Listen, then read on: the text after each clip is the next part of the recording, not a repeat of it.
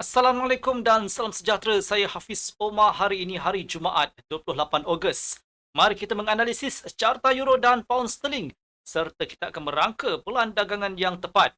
Mata wang tunggal Eropah meneruskan pembetulan menurun. Bagi pound Britain pula, pembeli menunjukkan kekuatan mereka. Saya mengenal pasti paras yang baik pada 1.3571. Terdapat banyak paras masuk pasaran yang sesuai untuk pembelian. Apakah sebenarnya yang mempengaruhi dolar Amerika Syarikat pada separuh kedua sesi dagangan semalam? Pasaran buruh Amerika Syarikat memberikan isyarat bercampur-campur. Tuntutan pengangguran mingguan menurun kepada 203,000 pada minggu lalu. Defisit imbangan dagangan pula menjadi kejutan yang tidak menyenangkan apabila meningkat sebanyak 17.2% kepada 118 bilion dolar. Selain itu, inventori borong meningkat sebanyak 1.3% berbanding bulan sebelumnya dan 5.7% berbanding tahun sebelumnya. Penganalisis berpendapat bahawa rakyat Amerika keberatan untuk berbelanja. Data perbelanjaan peribadi terkini turut menunjukkan trend yang sama. Di samping itu, inventori borong meningkat dengan ketara berikutan risiko peningkatan ketegangan geopolitik di Timur Tengah. Akhirnya, dalam persekitaran data ekonomi yang bercampur-campur, pedagang memilih untuk menutup pembelian dolar menjelang ucapan Kevin Walsh pada simposium tahunan di Jackson Hole. Sekarang mari kita lihat kalender ekonomi untuk mengetahui perkara yang menjadi tumpuan pelabur hari ini. Kita akan menerima data perbelanjaan pengguna di Perancis, di samping data inflasi, KDNK dan statistik pasaran buruh di Jerman. Pada pandangan saya, hanya perbezaan ketara berbanding ramalan akan mencetuskan pergerakan pasaran yang aktif. Sekiranya data lebih baik daripada jangkaan, euro sudah tentu akan memberikan tindak balas dengan kenaikan sederhana. Walau bagaimanapun, ucapan Kevin Walsh mengatasi kepentingan semua data ekonomi. Pelabur akan memberikan perhatian kepada ramalan, ulasan dan nada beliau. Dalam masa yang sama, tiada pihak yang mengambil kira kemungkinan kenaikan kadar faedah pada September berdasarkan laporan ekonomi terkini. Walaupun terdapat beberapa data bercampur-campur, ekonomi masih berada pada landasan yang kukuh. Inflasi kekal jauh daripada sasaran rasmi.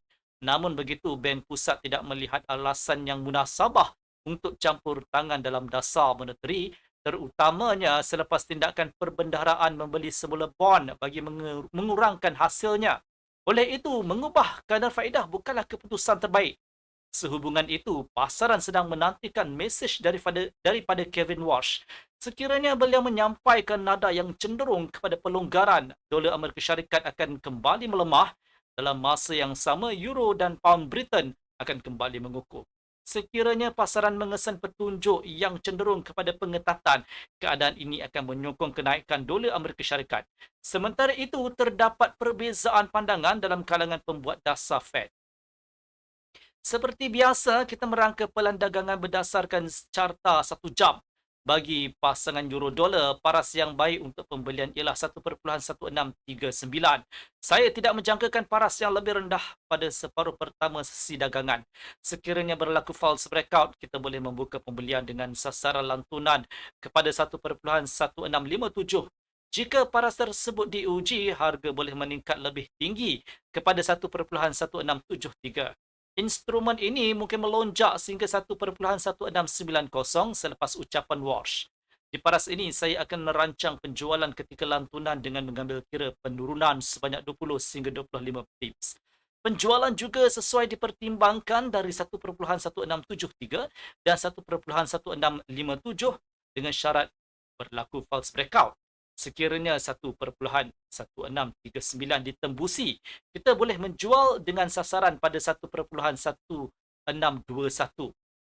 Sekarang mari kita bincangkan pound sterling.